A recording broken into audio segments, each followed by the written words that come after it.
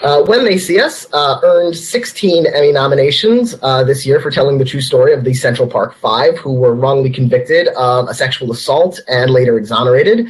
Asante Blackk earned an Emmy nomination himself for Best Supporting Actor in a Movie or Limited Series for playing one of those boys, Kevin Richardson. So first of all, Asante, what was going through your head when not only you got that nomination, but when also 7 of your co-stars were nominated alongside you? I was just, I was first of all, I was so happy for my co-stars. They're so amazing. They're so powerful in the series, and they completely deserve it times 1,000, But for me, I was just in disbelief, complete and utter shock and disbelief. I kind of expected a couple of nominations, I expected that we would get nominated as limited series, and I expected that Jarrell would get nominated for lead actor in a limited series, but I had no expectation that I would get nominated. It was just an honor to be considered for a nomination, but the fact that I actually got nominated, I just had no intention of waking up and saying I'm an Emmy nominee, So, it was just complete shock, but I was so grateful and so happy that that my work was recognized and considered Emmy nominee worthy. So, yeah. And, this is also your first major television role, and to tackle this kind of story and this kind of character, was that a kind of intimidating going into, making this project in the first place? Oh yeah, definitely. When you're dealing with a project that has such an intense subject matter and that has such an important subject matter, there's definitely that sense that you really just want to get it right, and you really want to do these men justice, and you really want to make sure that the world kind of sees their perspective rather than the perspective of the media that was shown 30 years ago. So there's immense pressure in wanting to make sure that every little thing is right, that you don't do anything that might make out of the audience say, that didn't seem like it actually happened, or they could have been a little bit better. So I really just went into the project kind of very, very much being very nervous, for one, because of the subject matter, but also because I was working alongside legends. These people that are in this cast, have been working, they're seasoned veterans, and they know what they're doing. And me, I considered myself, I am a newcomer, and that was my first ever project. And I kind of said, what do I have to give up against these seasoned veterans? But I really kind of kept telling myself that it's not about me. This is not the Asante Blackk story. This is about getting these men justice and really showing the world the truth. So I really kept telling myself, this is about the truth. This is about the truth. Don't worry about you. Just put your best out there, and everything else will unfold as it's supposed to. And, starring in this particular project as this real life character who of course, is still living. He lived this. And, how much did you work with him, Kevin Richardson, the real Kevin Richardson, while preparing for this role, while working on this project? Yeah, Kevin Richardson, first of all, he's one of the most amazing, most sweetest people that you'll ever meet. I really do consider him like a brother now. That's the homie. But yeah, when I first met with him, we weren't really talking much about how to copy his mannerisms or how he was when he was 14, or really much about the incident itself at all. We kind of just talked about his life, like what he had for breakfast yesterday, or how his kids are, how his wife is, what he's doing after this. And from that conversation, I felt that it was very necessary and very needed for me to kind of see what kind of person Kevin is. Like I said, he's one of the sweetest people and the kindest people that you'll ever meet. So I really, really tried my absolute best to kind of take that sweet Kevin, after he's been through everything that he's been through, and transform it and put it into the 14-year-old Kevin. Because, if he's this amazing person that he is today, after everything that he went through, just imagine how sweet and how kind and how innocent he was when he was 14. So yeah, it wasn't much work on the character himself, but really just the aspects of his character that I tried to put into the performance. And, this project is unique in that, not only are you playing Kevin Richardson, you're also sharing the role because Justin Cunningham plays the character as an adult. Yeah. Of course, you're playing the character at different time periods, but did you get a chance to work with Justin Cunningham at all, like to kind of discuss the role that sort of you were both sharing and playing? It's so funny because I actually didn't meet Justin until after we wrapped. So no, not at all. I mean, I didn't even, I knew him and I knew of him, but we hadn't talked at all before. So, and it's kind of interesting because so many people have told us that like our performances matched up perfectly, and they kind of lined up, and you could really see that they really believe that that's the same person. But I think that's just a testament to who the real Kevin Richardson is, because it's so easy to take apart who he is and kind of mold it into this character and bring him to life. So I think that's why it kind of seemed like we had done some talking before, but no, I actually had not met him at all. And you're telling this true story also about these events that took place well before you were born, in terms of when they were arrested and when they were tried and convicted. How much did you know about the Central Park Five story, about their case, before going into this project, and what was that process of kind of living it in terms of reinterpreting it for the screen like? Man, I had no idea about what had happened in 1989. It was really when I first got wind of the script that I actually got wind of the true story, and or not even the script, but the sides and the audition sides. Because my agent had kind of, she was in New York at that time. She kind of told me, I kind of remember what had happened during this time. You really need to look at, what the media and what the news was saying about these boys, and really how it kind of divided the city in half, because this was huge and I had never heard of it. And so I did as much research as I possibly could. I looked into the news clippings and tried to find any videos of what the news had put out at that time. And ultimately, I think that the best thing that I used for research was Ken Burns' documentary, The Central Park Five. That documentary really kind of told the story in such an amazing way, from the fact-based side. And so from that fact-based side, I kind of realized, okay, so this documentary is what the facts are, but our limited series is going to tell the men's story, how they perceived it, what their emotions were, how it was for them personally, and so I really just try my best to take as much of the facts and speaking with Kevin and speaking with all five of the men, and tried to mesh it into a performance that really told the truth in the best way possible. And the story is really front-loaded for the young actors, yourself included, because that first episode of the series is all about the arrest and that intense interrogation process.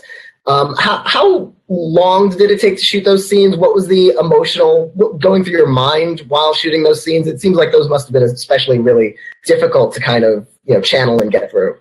Yeah, those scenes were very definitely very emotionally taxing. I think that all of my interrogation scenes were done in about maybe 3 days. Of course, not 3 days back to back, but it took us 3 days to film those, and it was the entire crew did such a great job of really putting us in the environment that those boys were actually in 1989. I was sitting behind that desk, and it really felt like some cops were about to come in there and interrogate me for something that I knew I didn't do. So it was very easy, not easy, but the environment and the writing, the circumstances really facilitated the process of getting into that headspace of, okay, I'm about to be interrogated, and I'm about to be, people are about to say that I did something that I didn't do.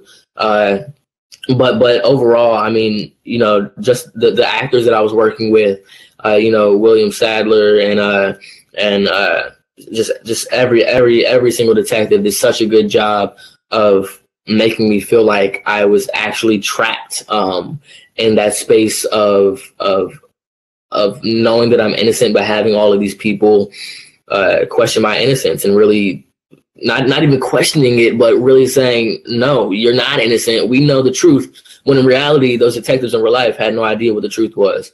So being put into that emotional space, of course, it was so challenging, so emotionally taxing, but everybody, the crew, the cast, Ava herself did such a great job of really submersing us into that environment so that the energy was just right.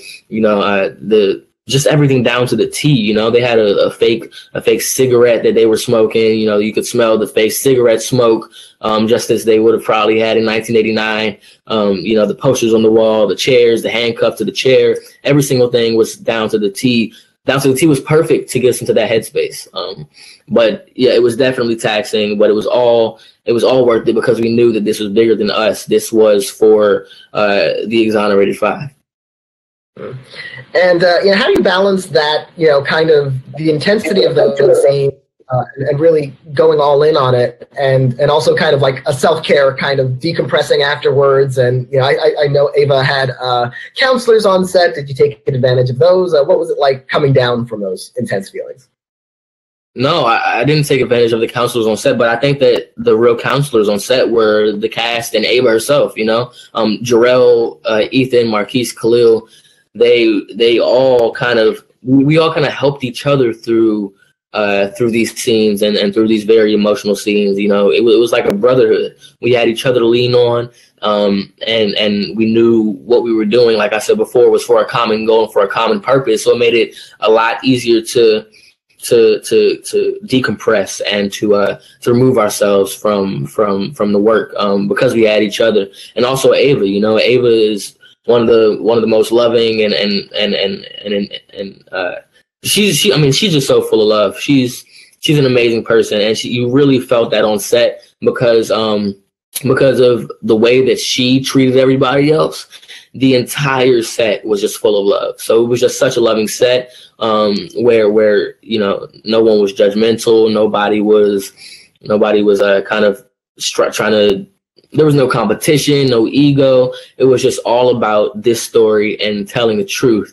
And so I think that, Ava's loving this and all of the younger five that of my castmates, all of their support, we really helped each other through it. That sense of community is what really helped us through it. And it's such a powerful story to watch, let alone to make and to shoot. Have you watched the whole thing since it premiered, or since the whole project was finished? And if so, how did the experience of watching it compare to the intensity of making it? The experience of watching it was completely different than the experience of making it. I've heard, this is my first ever project, but I've heard so many actors say, I can't watch myself on screen. All I'm going to do is criticize. I found that I couldn't do that when watching this. Because it's not about, like I said before, this is not the Asante Blackk show. This is not about me. This is not about any of the actors. This is about a body of work that is meant to inspire and is meant to tell the truth that wasn't told before. And so I really felt it a life-changing experience, getting to see this work that we made, and getting to see. I just feel like it was seen in such a, when it's one thing to be shooting it, but when you see it all come together, it was kind of like I was being made aware of the story for the first time. Even though I had read the script and I had acted out those scenes, I was completely sucked in and completely like, wow, I can't believe that happened. Even like the courtroom scenes, we know what the outcome's going to be, but the way that this is so masterfully told, when we have those little slivers of hope in the courtroom, and when we have a small victory on the defense's side, we say, okay, maybe they're going to get off, but we know what the outcome's going to be.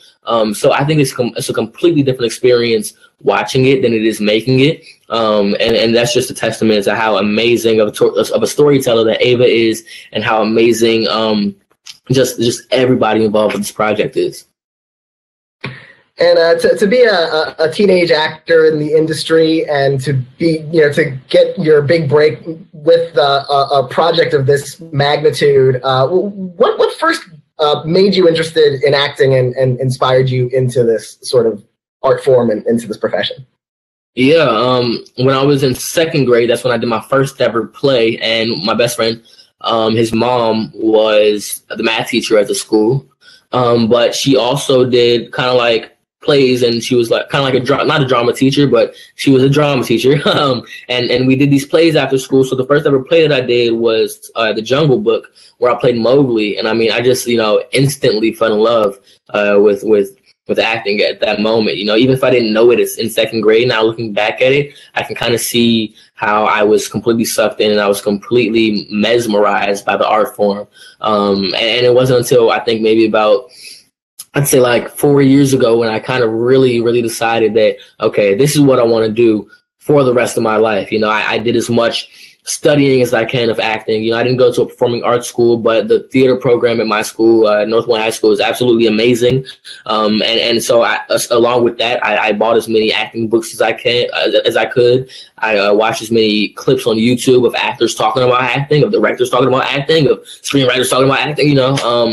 I watched as many movies with the greats in them. With just great acting performances, and try to study as much as I could and try to really study, everything about acting that makes acting good. And that creates great performances. And so like I was saying, 4 years ago is definitely when I really started taking this serious and really started taking not just acting as a hobby, but the craft of acting. And because it really is a craft. A lot of people think that acting is just, oh, anybody can do that, but it really is a craft, trying to put these emotions together in a way that's going to speak to an audience, and trying to really convey certain things that somebody in that audience had never ever thought of their entire life. So when in this art form, you're trying to make people feel something that they hadn't felt before, and it's definitely a difficult thing to do. But I'd say, yeah, definitely 4 years ago is when I decided, okay, this is what I'm meant to do. And between the miniseries being released and the Emmy nominations to now, it's just been a couple of months. So I imagine it's been a real kind of roller coaster ride just over the last several weeks. Has it already started opening doors or opening opportunities? And where do you hope that this will take you in your next step in your career? Yeah, definitely. I mean, I sold someone up this, but one thing that I thought only happened for like legendary actors is when you haven't booked anything yet and you're not don't have any acclaim to you or any name recognition yet. When you're auditioning, you get sent the sides. But my aunt's an actress, so I had known that bigger actors, they get sent the whole script. And most big actors say, oh, that's an everyday thing. But to me, I was like, I just want to be sent the whole script, and now people are sending me whole scripts. So that's pretty cool. I get to kind of see the whole project before agreeing to it. But yeah, this has opened so many doors for me in such a short period of time that I mean never could have imagined. Like you said, it's a huge roller coaster ride. I'm currently working on another TV show that's pretty big, and it's and the next season is getting ready to come out this fall. And I'm super excited to share what that is. But I mean, I've been having meetings with people that I never thought I'd have meetings with. People that I've looked up to for my entire life. I just signed with a new agency, UTA, which is huge. And so, I mean, just all of the opportunities that have been coming my way have not been taken for granted whatsoever, and I've just felt completely blessed. And I just really want to keep this up for the rest of my career, not only just doing just any old project, but really doing projects like When They See Us. I was so blessed for my first project to be so impactful and so important as When They See Us. It's one thing it's a blessing, and it's amazing just to be a working actor, just to be working, because it's such a hard industry to get into. But for my first thing ever to be something of this size, I mean, there's absolutely no words for it. And so I just want to keep on continuing to do things that have such an impact on the world and such an important, and that makes the voiceless feel like they have a voice. Well, with that, I want to congratulate you on your nomination again, Asante, and thank you for talking with me today. And I want to thank everyone who's watching this, and please click like and subscribe and watch more of our Emmy interviews in our Emmy Contenders playlist, and make your predictions at goldderby.com. Thank you again, Asante, for your time. Thank you so much for having me.